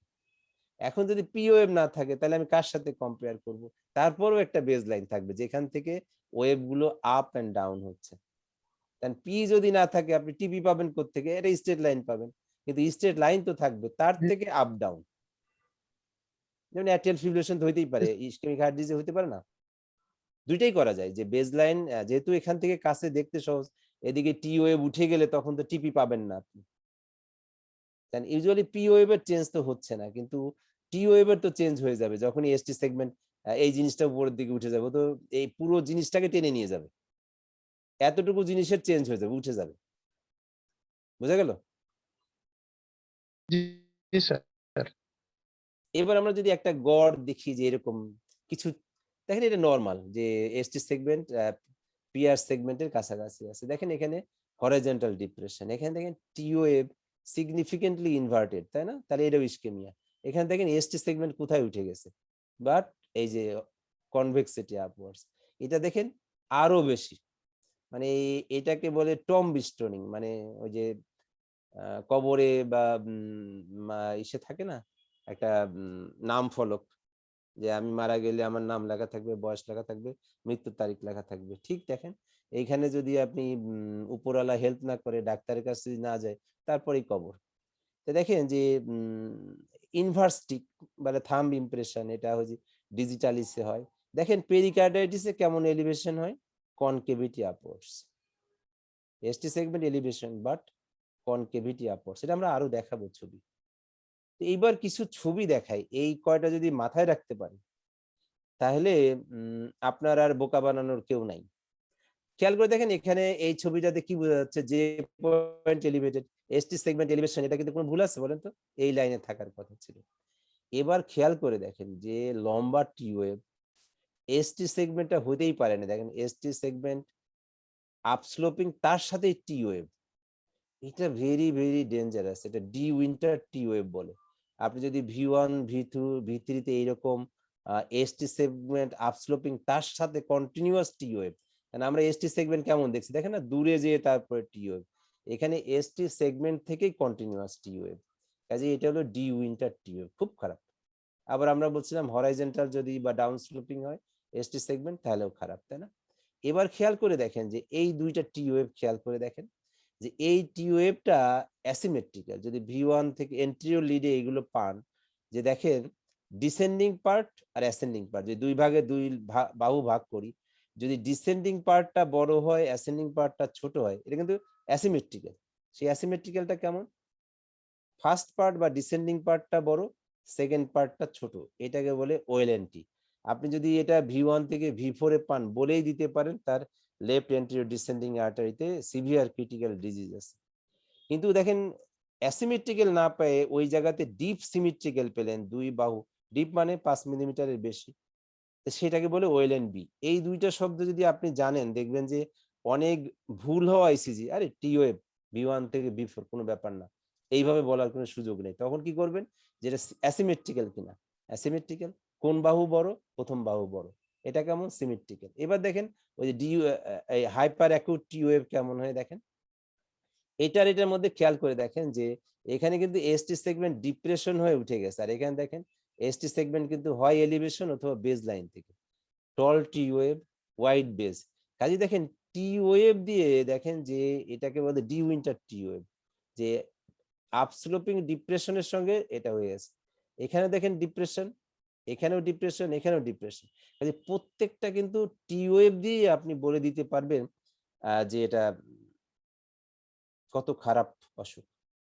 এবার দেখেন যে এই যে শার্ক মাছের লেজ, তাই না, শার্ক ফিন, যদি V1 এ দেখেন এরকম এসটি এলিভেশন, এরকম কনভেক্সিটি আপওয়ার্ড শার্ক ফিনের মতো, তাহলে এটা কিন্তু ব্রুগাদার মতো, ব্রুগাদা প্যাটার্ন, ব্রুগাদা সিনড্রোম যে একটা অ্যারিথমিয়া আছে, দেখেন শার্ক ফিনের মতো, এটা তো ছবি দেখানো হয়ে গেছে। এবার আমরা কন্টিজিউয়াস লিড বলতে কি বুঝি, যে কাকে কাকে ধরবো। তো ইনফিরিয়র লিডের ক্ষেত্রে আপনাকে দেখেন, ইনফিরিয়র লিড মানে হচ্ছে কোন লিড গুলোতে এসটি সেগমেন্ট এলিভেশন হবে, হার্টের ইনফিরিয়র সার্ফেস দেখেন লিড 2, লিড এভিএফ আর লিড 3, এই তিনটা হচ্ছে ইনফিরিয়র সার্ফেস। কাজে তিনটা লিডে যদি এসটি এলিভেশন থাকে তাহলে তো হলোই, কিন্তু অ্যাটলিস্ট দুইটা লিডে হইতে হবে তিনটার মধ্যে, তার মধ্যে এভিএফ এ থাকতেই হবে। তাহলে এভিএফ এর সাথে 2 তে হলো ইনফিরিয়র, এভিএফ এর সাথে 3 তে হলো ইনফিরিয়র, কিন্তু 2, 3 এভিএফ তিনটাতে থাকলেও ইনফিরিয়র। যদি 1 আর এভিএল এর মধ্যে এসটি এলিভেশন হয় সেটাকে বলে হাই ল্যাটারাল, 1 আর এভিএল। এইবার আমরা চেস্ট লিডে আসি, V1 V2, এটাকে ইউজুয়ালি সেপ্টাল বলে। কোন ওয়াল বলে, সেপ্টাল। দেখেন এইটা যদি আরভি হয়, এইটা যদি এলভি হয়, তাহলে মাঝখানে কি আছে, সেপ্টাম না? তাহলে V1 V2 ইউজুয়ালি কোন ওয়ালকে রিপ্রেজেন্ট করে, সেপ্টাল ওয়ালকে। V3 V4 কোন ওয়ালকে রিপ্রেজেন্ট করে, এন্টেরিয়র ওয়ালকে, প্রথম দিন বলছিলাম। আর V5 V6 কোন ওয়ালকে রিপ্রেজেন্ট করে, ল্যাটারাল ওয়াল। ল্যাটারাল। তাহলে V1 V2 কোথায়, septal, V3 V4 anterior, V5 V6 lateral. আর এখানে কি বলছিলাম, 1 AVL হচ্ছে হাই ল্যাটারাল। টেনশনের কারণ নাই, এরপরেই ছবি আছে ক্লিয়ার। আবার দেখাই আরো সহজ করে, যে এই দেখেন হার্টের ইনফিরিয়র সার্ফেস, তাহলে কোন কোন লিডে চেঞ্জ হবে, 2, 3 AVF এ। সেপ্টাল দেখেন এই কালারটা খেয়াল করেন, তাহলে সেপ্টাল হচ্ছে V1 V2 তে। এন্টেরিয়র কোন পার্টটা, মাঝখানে, যে সেপ্টাল আর ল্যাটারালের মাঝখানে যে জোনটা, এটা হচ্ছে এন্টেরিয়র জোন, তার মানে V3 V4। ল্যাটারাল হচ্ছে V5 V6, আর হাই ল্যাটারাল বলছিলাম 1 AVL। কাজেই এই শব্দ কয়টা আপনাকে কিন্তু বুঝে বুঝে মনে রাখতে হবে, নাহলে আপনি জীবনেও বলতে পারবেন না এই যে এসটি সেগমেন্ট এলিভেশন হলো কোন এমআইতে। তো আরেকবার রিপিট করি, আরো দুইবার করব। এবার আরো সহজ করে দিই, কালার খেয়াল করেন, যে 2, 3 AVF এই জোনে যদি এসটি সেগমেন্ট এলিভেশন হয়, তাহলে আপনি বলেই দিতে পারেন ইনফিরিয়র এমআই। যদি V5 V6 এ হয় ল্যাটারাল, 1 AVL এ যদি হয় ল্যাটারাল, 1 AVL V5 6 এ যদি হয় তাহলে এন্টেরোল্যাটারাল, আর V1 থেকে V4 এ যদি হয় তাহলে এন্টেরোসেপ্টাল। তাহলে এই দুইটা কি ছিল? সেপ্টাল না? V1 V2 কি সেপ্টাল, আর V3 V4 কি ছিল? এন্টেরিয়র। তাহলে এই দুইটার সন্ধি করলে কি হবে? এন্টেরোসেপ্টাল। এবার হচ্ছে এই চারটা, যদি এতক্ষণ কোনো মাথায় না ঢুকে এই চারটা আপনাদের স্লাইডে থেকে যাবে। আপনারা এখান থেকে দেখে নিয়েন যে কোন ওয়ালে, যেমন 2 3 AVF এ যদি হয় তাকে আমরা বলি ইনফিরিয়র এমআই, যদি 1 আর AVL এ হয় তখন বলি হাই ল্যাটারাল এমআই। এখন শুধু V1 আর V2 তে হলে বলি আমরা সেপ্টাল। খেয়াল করেন কালার। V3 V4 যদি করেন তাহলে এন্টেরিয়র, V5 V6 হলে ল্যাটারাল। এবার দেখেন কেমন প্যাচ লেগে যায়। যদি V1 থেকে V4 হয় তাহলে কি বলবেন? V1 V2 V3 V4 কোন এমআই হবে? এক্সটেন্সিভ। না না, এক্সটেন্সিভ। ইন্টারসেপ্টর। গুড। এই যে এন্টেরিয়র আর সেপ্টাল দুইটাকে যোগ করে দিলেই হবে। আবার দেখেন যে V4 থেকে V6 যদি হয় তাহলে কি নাম হবে? V4 থেকে V6 এন্টেরিয়র আর ল্যাটারাল। এন্টেরোল্যাটারাল। গুড। এই ছয়টাতেই যদি হয়, V1 থেকে V6 যদি হয়, মানে এই ছয়টা লিডে এসটি এলিভেশন আছে, তখন নাম কি হবে? এন্টেরিয়র। Extensive anterior. না না, এন্টেরিয়র। এক্সটেন্সিভ এন্টেরিয়র বলতে হলে 1 AVL যুক্ত হইতে হবে। এবার খেয়াল করেন যে V1 থেকে V6 তার সাথে 1 AVL, তাহলে হচ্ছে এক্সটেন্সিভ এন্টেরিয়র। এখন শুধু যদি V1 থেকে V6 বা V5 পর্যন্ত হয় তাহলে এন্টেরিয়র। মানে এত নামের আছে, এই যে সবগুলো নামের সমন্বয় করলে এই যে লেখাটা দেখতে পাচ্ছেন না, সব এমআই এর ভাগ এখানে দেওয়া আছে। কাজেই ঠান্ডা মাথায় বুঝে বুঝে ছবি এঁকে এঁকে এটা মনে রাখবেন, মুখস্থ করলে ওই সময় মনে থাকবে না। তার মধ্যে আমি আরেকবার রিপিট করি, যদি লিড 2 তে দেখেন দেখতে হবে 3 AVF, একদম সাথে সাথে লিড 2 তে আছে, 3 তে দেখেন, AVF এ দেখেন, ঝামেলা শেষ, ইনফিরিয়র এমআই শেষ হয়ে গেল। এখন যদি 1 আর AVL এ হয় তাহলে হাই ল্যাটারাল, যদি সবগুলো এন্টেরিয়র লিডে হয় তাহলে হচ্ছে এন্টেরিয়র, অথবা 5 পর্যন্ত এন্টেরিয়র, তার সাথে যদি 1 AVL যুক্ত হয়ে যায় এক্সটেন্সিভ এন্টেরিয়র। আর ছোট ছোট 2 ঘর করে যদি হয় তাহলে 2 ঘরের নাম সেপ্টাল, 2 ঘরের নাম এন্টেরিয়র, 2 ঘরের নাম ল্যাটারাল। এখন যদি ঘর বেড়ে যায়, 4 ঘর হয়, এন্টেরোসেপ্টাল, V1 থেকে V4, V4 থেকে V6 হলে এন্টেরোল্যাটারাল। কাজে এই নামগুলো আপনাকে একদম পরিষ্কার বুঝতে হবে। স্যার বলেন স্যার। স্যার অ্যান্টেরিয়র তো দুইবার এসেছে স্যার এখানে V3 অনেকবার V4 আসছে। এন্টেরিয়র বলছি V3 V4, এটাকেও এন্টেরিয়র বলতে হবে। আবার V1 থেকে V5 এটাকেও এন্টেরিয়র বলতে হবে। V1 থেকে V6 এটাও এন্টেরিয়র।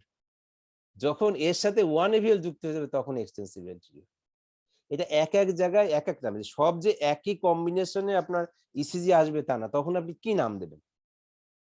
যেমন পুরোটা বাংলাদেশ, তার মধ্যে ভাগ করেন, ডিভিশন ভাগ করেন, তারপরে জেলা ভাগ করেন। এখন ঢাকার পাশের যে সেও ঢাকা বলে, তখন আপনি মাইন্ড করেন যে ঢাকা মানে তো ঢাকা সিটি বুঝেন। তো এরকম হচ্ছে যে নামকরণটা এইভাবে যে এইটুক এইটুক হলে এই নাম। এটা কেন হয়েছে এটা সায়েন্টিস্টদের বলতে হবে, যে সে হার্টের করোনারি অ্যানাটমি দেখে তার কোন ওয়ালে হচ্ছে সেটা মিলায় এই নামগুলো করছে। এবং এটার নাম কেন হলো তার কোনো উত্তর নাই, যে V1 V2 কেন সেপ্টাল বললাম, কেন রাইট বললাম না। ইউজুয়ালি লেফট সাইডের ইসিজিতে রাইট ভেন্ট্রিকল আসে না, পোস্টেরিয়র আসে না। ওকে,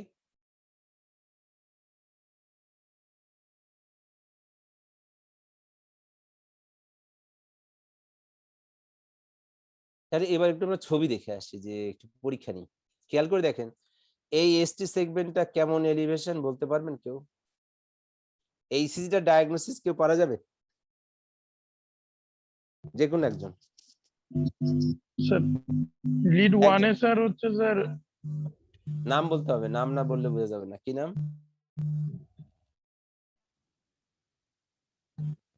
স্যার সাদেকুল ইসলাম। হ্যাঁ বলেন স্যার। দেখি এই ইসিজিটা ডায়াগনোসিস কি বোঝা যাচ্ছে? কিছু বোঝা যাচ্ছে? স্যার এটা স্যার এটা তো স্যার B3, তারপরে স্যার ABF। B3 তে স্যার হচ্ছে স্যার এলিভেশন আছে স্যার, এসটি এলিভেশন। V3 তে আছে, V4 এ আছে, এই যে V5 এও তো আছে। B4 এ আছে স্যার। হুম। জি স্যার B5 এও আছে স্যার। V6 এও আছে, 1 এ জি আছে, স্যার 2 তে আছে, AVF এ আছে, AVL এ আছে, সব লিডেই তো আছে। তাহলে কি করতে হবে? সবগুলোতে থাকলে স্যার তো স্যার এক্সটেন্সিভ অ্যান্টেরিয়র না না, খুব বুদ্ধি সে খুব ভালো হয়ে গেছে। এক্সটেন্সিভ ইনফেরিয়র আছে যেখানে, সে তো V1 থেকে V6 আর 1 AVL এ হইতো, কিন্তু এই যে ইনফেরিয়র লিডিও যে আছে 2 3 AVF এ, এইখানে খেয়াল করতে হবে। দেখেন এই যে এটাই হচ্ছে পেরিকার্ডাইটিস, খেয়াল করে দেখেন যে এতগুলো লিডে কখনো হার্ট অ্যাটাক হয় না। 2 নম্বর দেখেন এখানে একটা নচ আছে, তাই না? ওই যে মনে আছে যে ওয়েভ আর যে নচ বলছিলাম? জি স্যার এবার খেয়াল করে দেখেন, কনকিউটিভ আপওয়ার্ড স্যার জি স্যার যখনই দেখবেন, আমি টিপস শিখাই দিই, এটা আসলে কঠিন তো, এটা সবাই মিস করে, এটা টিপসটা শিখাই দিই। যখন দেখবেন যে আপনি বিপদে কোনো কিছুই কুল কিনারা করতে পারতেছেন না, তখন দেখেন যে এসটি সেগমেন্টটা কনকেভিটি আপওয়ার্ডস কিনা, অবশ্যই কনকেভিটি আপওয়ার্ডস, তাহলে চিন্তা করতে হবে এটা এমআই না, পেরিকার্ডাইটিস। তখন চলে যেতে হবে এভিআর এ, খেয়াল করেন এভিআর আর V1 এ। এখানে দেখেন পিআর সেগমেন্টটা এলিভেটেড, এসটি সেগমেন্টটা ডিপ্রেসড, কাজে এটা হচ্ছে পেরিকার্ডাইটিস। ও স্যার এই জি স্যার এটা মিস হয় সবসময়, এই জন্যই এটা দিয়ে, কারণ আজকে হয়তো মানে কঠিনটা দেখাইতাম না, কঠিনটাই দেখালাম কারণ যেন এটা যেন মাথায় থাকে। যখনই দেখবেন কনকেভিটি আপওয়ার্ডস, সূত্র ছিল এটা না, কনকেভিটি আপওয়ার্ডস হচ্ছে জি স্যার জি স্যার এতগুলো লিডে, যে 10টা লিডে চেঞ্জ আছে, কাজে এটা এমআই হওয়ার চান্স নাই। তারপরে তখনই এভিআর দেখতে হবে, যে এভিআর যদি দেখেন যে পিআর সেগমেন্ট এলিভেশন এবং এসটি সেগমেন্ট ডিপ্রেশন, তাহলে এটা পেরিকার্ডাইটিস। ওকে, এবার এটা দেখি, এটা পারা যাবে তো। এটা কোন কোন লিডে এসটি সেগমেন্ট এলিভেশন আছে বলেন তো দেখি? V2 তে আছে ST sir segment lead 1 elevation? 1 এ এভিএল এ আছে, আছে স্যার গুড। 1 এর করসপন্ডিং হচ্ছে AVL আছে, গুড। তারপরে V2 তে আছে, V2 V3 তে তে আছে আছে, তাহলে কি, তাহলে এটার কি ডায়াগনোসিস হবে? 1 AVL এবং এন্টিরিয়র লিড গুলোতে সবগুলোতেই আছে মোটামুটি। Extensive anterior MI interior sir MI, extensive interior STMI বলতে বলা এখন থেকে শিখতে হবে, যে এটা হচ্ছে এসটি সেগমেন্ট এলিভেশন এমআই কোন ওয়ালে, যে স্যার এটা V1 এ নাই, V1 এ ইউজুয়ালি এলিভেশন কম হয়, V2 থেকে V6 পর্যন্ত আছে এবং সাথে 1 AVL আছে, কাজে এটা acute extensive anterior ST elevation MI. Okay, ST elevation যেহেতু মায়োকার্ডিয়াল ইনফাকশন এমআই বলতে হবে। এটা কোন কোন লিডে আছে? 2 3 AVF। ওকে, কাজে এটা কোন এমআই হবে? 2 3 AVF হলে ইনফেরিয়র ইনফেরিয়র এমআই। এমআই এইবার বলছিলাম না যে এইরকম যে এটা হাইপারক্যালেমিয়া টিওয়েভ, দেখেন যে টল পিট মানে টেনে তোলা, পুল করা হয়েছে, তাহলে হাইপারক্যালেমিয়াতে কেমন হবে? টল পিক টিওয়েভ অ্যাপেক্স বেস, এটা কেমন? শার্প পয়েন্টেড, কাজে এটা হচ্ছে হাইপারক্যালেমিয়াতে। এখন যদি আপনি টি ওয়েভ কে থাম দিয়ে চাপ দেন, তাহলে কি ওয়েভ প্রমিনেন্ট হয়ে যাবে? ইউ, তাহলে এটা হচ্ছে হাইপোক্যালেমিয়াতে। তাহলে হাইপারক্যালেমিয়া পটাশিয়াম বেড়ে গেলে খুবই ডেঞ্জারাস, যে আপনি যদি খেয়াল না করেন এই রোগী কিন্তু অ্যারিথমিয়া হয়ে মারা যাবে, হাইপারক্যালেমিয়া রোগী। কাজে টল পিকড যদি হয়, যদি এসটি সেগমেন্ট নরমাল থাকে, টি ওয়েভ পয়েন্টেড থাকে, আপনার চিন্তা করতে হবে এটা হাইপারক্যালেমিয়া। আর যখন টি ওয়েভ নরমাল বা ডিপ্রেসড এবং ইউ ওয়েভ প্রমিনেন্ট, তখন হচ্ছে হাইপোক্যালেমিয়া। কাজে হাইপারক্যালেমিয়াতে ইসিজি কি হয়? হাইপোক্যালেমিয়া, দুটোই খারাপ অ্যারিথমিয়ার জন্য। তো এগুলো তো মনে আছে, এসটি ডিপ্রেশন কেমন? Horizontal, down sloping, horizontal, down sloping. Okay, তারপরে কি কি কারণে এমনি হইতে পারে দেখেন, যে left bundle branch block, right bundle branch block, left ventricular hypertrophy, right ventricular hypertrophy, WPW syndrome, এই অসুখগুলোতে সেকেন্ডারি এসটিটি চেঞ্জ হয়। দেখেন এগুলোর প্রত্যেকেরই এসটিটি চেঞ্জ আছে, দেখেন এসটি সেগমেন্ট, এগুলো কিন্তু ইসকেমিক না, এটা সেকেন্ডারি, তার ডিজিজের কারণে তার সেকেন্ডারি চেঞ্জ হচ্ছে। আর আমরা আগে যেটা আলাপ করছিলাম সেটা প্রাইমারি এসটিটি চেঞ্জেস। বুঝা যাচ্ছে যে টি ওয়েভ কত ধরনের হয় বলছিলাম, হাইপারক্যালেমিয়া, তাই না? তারপরে ইসকেমিয়ায় কেমন বলছিলাম, তো প্রলং কিউটি।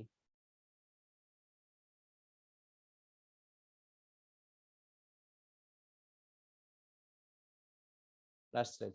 হ্যাঁ, এখন আজকে কোনো প্রশ্ন আছে কিনা? এই এসটি সেগমেন্ট ডিপ্রেশন আর এমআই এর নাম নিয়ে, যে এমআই কিভাবে ডায়াগনোসিস করি, এই ছবিটা থাকুক সামনে। আজকে কারো কোনো কোশ্চেন আছে? Any question? এটা একদম জানতে হবে যে এই ছকটা আপনাকে শিখতে হবে, না হলে কোন এমআই এই সব সময় প্যাচ লেগে যাবে এবং এক এক সময় এক একবার বলবেন। এই ছবিটা একদম সবার আজকেই প্র্যাকটিস করতে হবে। কোনো কোশ্চেন আছে কারোর? স্যার স্যার মানে একদম ইসিজি স্যার ওই আপনার লেকচারের সাথে সাথে স্যার আমরা স্যার কোন বইটা আর কি ফলো করতে পারি স্যার? মানে দেখা যায় যে অনেকগুলো মানে আব্দুল্লাহ স্যারের বইটাতে অনেক কিছু লেখা, মানে কিছুই বুঝি না স্যার। মানে এখন না, স্যার মানে প্রথমত ইজিলি যে মানে ভালো সুন্দর আপনি একটা বই স্যার। পড়ার আগে আগে যে যে ইসিজির ছবিটা এটা আগে শিখেন, এই যে এইটুকু যেটুকু, এরপরে যে কোনো বই। এখন হচ্ছে কি, কারো বই তো প্রমোট করা যায় না, স্যারের বই তো বলছেন যে কোনো বইতেই শর্টকাট নাই যে এত সহজে কিভাবে শিখবেন। যে আপনি আগে PQRST ছবিটা চিনেন কিনা, প্রত্যেকটা কতটুকু বড় কতটুকু ছোট, কোন লাইনটা কেমন, যে এসটি সেগমেন্টের কি কি অ্যাবনরমালিটিস হয়। আপনি যে কোনো বই, এটা নাই যে ওই বইটার মধ্যে জাদু আছে তা না। প্রত্যেকটা বই, যদি একটা বই ভালো হতো মানে সব হতো, আর তো বই বের হতো না, প্রতিদিনই বের হচ্ছে। কাজে এটা নিয়ে আপনি যেটা পড়েন, খালি আগে বেসিক জিনিসটা আপনি ড্র করা শিখেন, যে কার্ডিয়াক সাইকেলটা কেমন, পি ওয়েভটা কখন থাকে, কতটুকু লম্বা কতটুকু চওড়া, পিআর সেগমেন্টটা কতটুকু, আর ওয়েভ কত বড়, টি ওয়েভ কত বড়, কার আগে কে পরে আসে, এটা বেজ লাইন থেকে উপরে না নিচে, এই এতটুকু জানলে এর মধ্যে থেকে হয়ে যাবে। কারণ আপনি যত পড়তে যাবেন তত পাজলড হয়ে যাবে। এবং আগে একটা বেসিক কনসেপ্ট মাথায় নিয়ে যে কোনো বই, আপনি যে কোনো জায়গায় 10 পাতা থেকে 50,000 পাতার ইসিজি বইতে ওই একই জিনিস আছে, কিন্তু বেসিক কনসেপ্ট আপনার এটা নিতে হবে। আর কোনো কোশ্চেন আছে? ক্লাসের শুরুতে যে স্যার বলতেছিলেন যে স্যার নাইট্রোগ্লিসারিন দিলে স্যার এমআই ভালো হবে না স্যার, এটা কোন এমআই তে স্যার? ওই যে ইনফিরিয়র এমআই এর সাথে রাইট ভেন্ট্রিকুলার ইনফ্রাকশন যদি থাকে। স্যার এটাতে কেন হবে না স্যার নাইট্রোগ্লিসারিন দিলে? ও, এটা হচ্ছে যে হার্টের তো লোড দুইটা, তাই না? প্রিলোড মানে হার্টে ব্লাড যে আসে সেটাকে বলে প্রিলোড, আর হার্ট যেটা পাম্প করে পাঠায় দেয় সেটা হচ্ছে আফটার লোড। এখন রিসিভিং চেম্বার কোনটা? রাইট অ্যাট্রিয়াম আর রাইট ভেন্ট্রিকল, তো তাই না? তো যদি সেই রাইট ভেন্ট্রিকল ইনফ্রাক্ট হয়, এই ব্লাডটা পাম্প করে যদি পালমোনারি আর্টারিতে দিতে না পারে, আপনি এলভি কিভাবে হবে বলেন তো? ব্যাংক চিন্তা করেন নগদ জমা আর নগদ প্রদান। নগদ জমায় যদি প্রবলেম হয়, ব্যাংক চলতে পারবে? ব্যাংক কলাপস করবে না? সব প্রদান করলে হবে? পারবে না। এই জন্যই যখনই রাইট ভেন্ট্রিকল তো খুব থিন, আমরা যা দেখি সব এলভির মাছ দিই, রাইট ভেন্ট্রিকল রাইট অ্যাট্রিয়াম এটা খুব থিন ওয়াল। এরা শুধু ক্যাপাসিটি করে যে সারা শরীরে ব্লাডটাকে নিবে, ইজেক্ট করে দিবে, আর কোনো কাজ নেই, পালমোনারি আর্টারি দিয়ে দেয় ওদের কাজ। তো এখন আপনি যদি প্রিলোড কমায় দেন, প্রিলোড কমায় দিলে এই আরভি তো কন্ট্যাক্ট করবে না, যার কারণে কোনো ব্লাড পাম্প হতে পারবে না। কাজেই এর সাথে যদি আপনি নাইট্রেট দেন, নাইট্রেট দিলে প্রিলোড কমে যাবে, ভেসোডাইলেটর দিলে প্রিলোড কমে যাবে, ব্লাড প্রেশারের ওষুধ দিলে প্রিলোড কমে যাবে এবং এই পেশেন্ট খারাপ হয়ে যাবে। এই জন্য তখন কি করতে হবে, মানে ফিজিক্সের ফর্মুলা অনুযায়ী ওকে, যেমন ধরেন না যে একজন মানুষের কেউ মারা গেল, খারাপ খবর, ওই লোকটা না কেঁদে হাসছে, তখন মানুষ কি করে, ওর এটা থাপ্পড় মারে, কাঁদানোর চেষ্টা করে সাডেনলি, যে নাহলে ও হয়তো মেন্টালি মিউট হয়ে যাবে। তো এরকমই যে হার্ট যখন কন্ট্যাক্ট করতেছে না রাইট ভেন্ট্রিকলে, যে ওর লোডটা সাডেন বাড়ায় দেয়।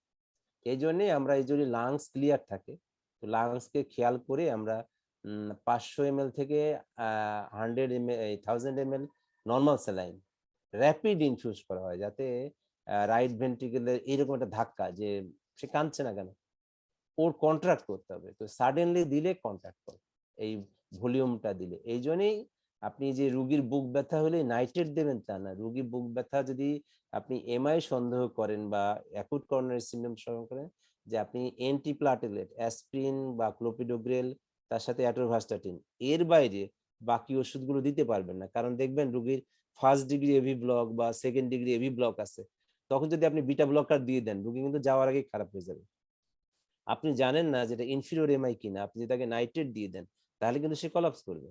কাজে এটা ইসিজি করে যদি এন্টেরিয়র এমআই দেখেন, নাইট্রেট দেন, কোনো আপত্তি নেই, কিন্তু ইনফিরিয়র এমআই হলে অবশ্যই একটা রাইট সাইডের ইসিজি করে আপনাকে নাইট্রেট তারপরে ডায়োটিক্স, ভেসোডাইলেটর, অ্যান্টিহাইপারটেনসিভ দিতে হবে। কাজেই কাজেই এখানে হলো যে কনসেপ্টটা, যে এমনও হইতে পারে যে একটা রোগীর কোনো এমআই নাই, শুধু আছে পোস্টেরিয়র এমআই, যে V1 V2 V3 তে এসটি ডিপ্রেশন আছে, টি আপরাইট আছে, সেটা হচ্ছে পোস্টেরিয়র এমআই। কাজেই আপনাকে ইসিজি যখনই দেখবেন যে এই অলওয়েজ ইসিজি এটা কোরিলেট করতে হবে, আপনাকে বারবার দেখতে হবে। এটা একবার দেখে আপনি কোথাও মনে রেখে যে জাদু দিয়ে ফেলবেন তা হবে না, কিন্তু ইসিজি কন্টিনিউয়াস আপনাকে চর্চার মধ্যে থাকতে হবে। আর কোনো কোশ্চেন আছে? Sir Anyone? এমআই এর স্যার ইনিশিয়াল স্যার ম্যানেজমেন্টটা আর কি স্যার একটু যদি বলতেন স্যার। আর এমআই জি স্যার, এমআই এমআই হচ্ছে যে আপনি এবং কোন স্যার জায়গায়, এনজাইনাতে স্যার কি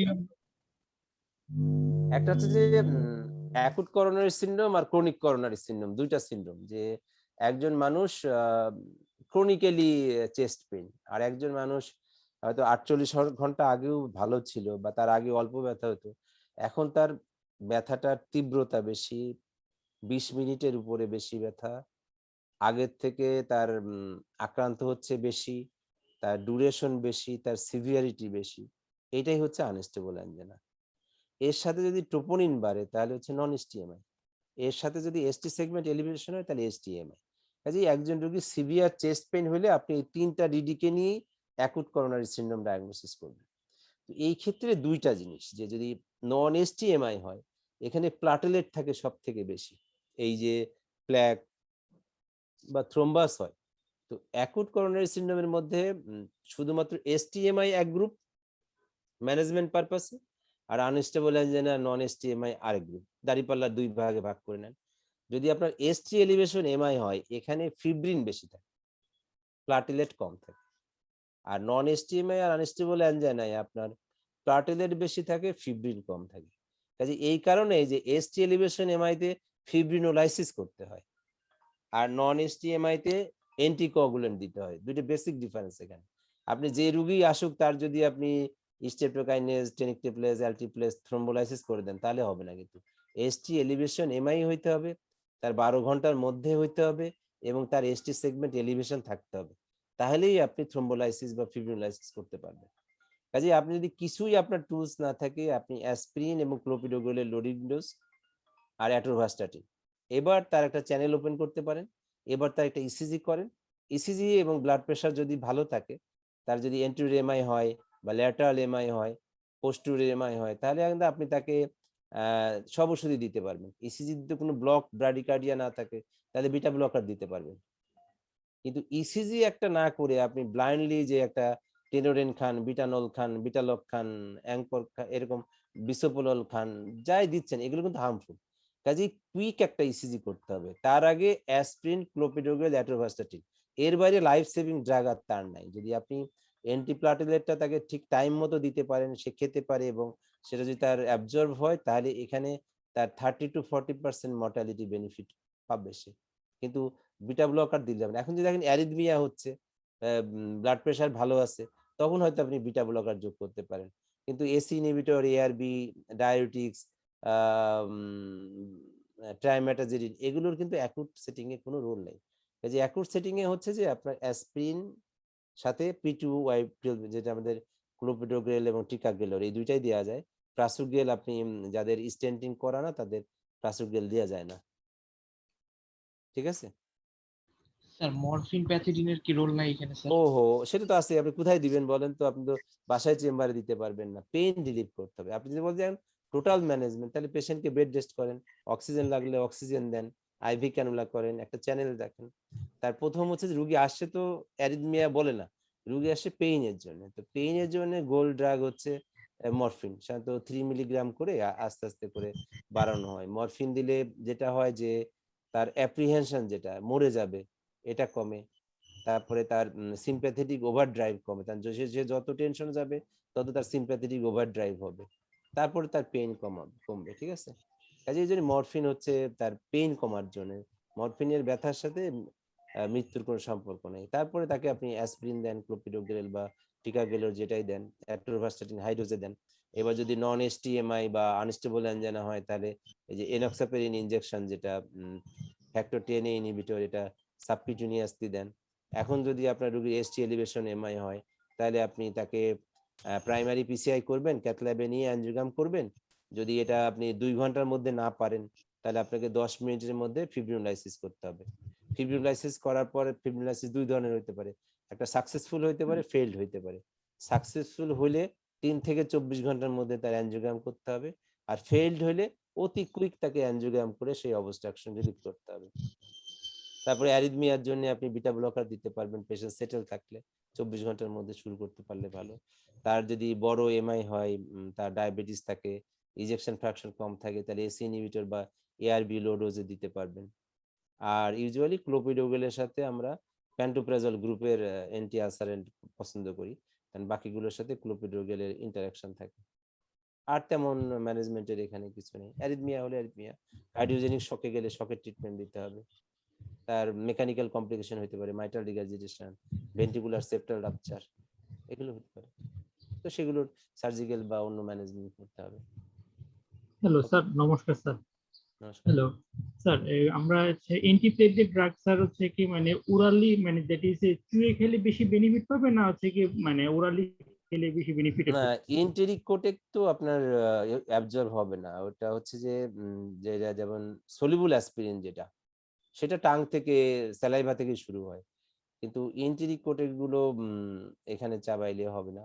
চিউইং বলে যে সেই অ্যাসপিরিনটা এখন নাই, যত ভেঙে দিলে হয় কি যে ওর অ্যাবজর্পশনটা হয়তো বাড়ে, করতে পারে চিউইং, কিন্তু ওই ক্ষেত্রে তার ওই সময় খাওয়ারই থাকে না, ওষুধগুলো মুখের মধ্যেই থেকে যাবে কিনা। যে গাটের অ্যাবজর্পশন, যে যদি আপনি এমটি স্টমাক বা পিপিআই না খায়, তাদের অ্যাবজর্পশন রেট অনেক বেশি। একজন মানুষ যদি ক্রনিক আপনি গ্যাস্ট্রিকের ওষুধ খায়, তার তো অ্যাসিড মিডিয়া থাকে না, তার এই অ্যান্টিপ্লাটলেট, বিশেষ করে অ্যাসপিরিনের অ্যাবজর্পশন রেট অনেক কম। ওকে, জি স্যার, জি। আর কিছু? তাহলে আমাদের সামনে আর একটা হচ্ছে যে অ্যারিথমিয়ার একটু আলোচনা, যে কারণ আমরা তো আসলে এখানে বিভিন্ন গ্রুপের সদস্য, কাজেই ওই এই রেখেই আলোচনা এতটুকু সীমাবদ্ধ রাখতে হচ্ছে। আর কারোর জানার থাকলে ল্যান্সেট ইসিজি এক্সপার্ট একটা গ্রুপ আছে, ওটাতে সবাই জয়েন করতে পারেন। যে ওইখানে সারাদিন ইসিজি নিয়েই আলোচনা হতে থাকে, ওই প্রতিদিন ইসিজি আপলোড হয় ওখানে, যারা অ্যান্সার করে বা যারা এক্সপার্ট তারা অ্যান্সার করে। ল্যান্সেট ইসিজি এক্সপার্ট ফেসবুকের গ্রুপে, ওটা করলেই হবে। তাফিজুল ওটার মডারেটর আছে। আর কিছু না থাকলে শেষ করি। আগামী দিন অ্যারিথমিয়ার এবিসি, এর বেশি না, ঠিক আছে? তারপরে হয়তো আমরা আপাতত এটা বন্ধ করতে পারি। থ্যাংক ইউ সবাইকে। থ্যাংক ইউ স্যার, অনেক সুন্দর হয়েছে। Good bye.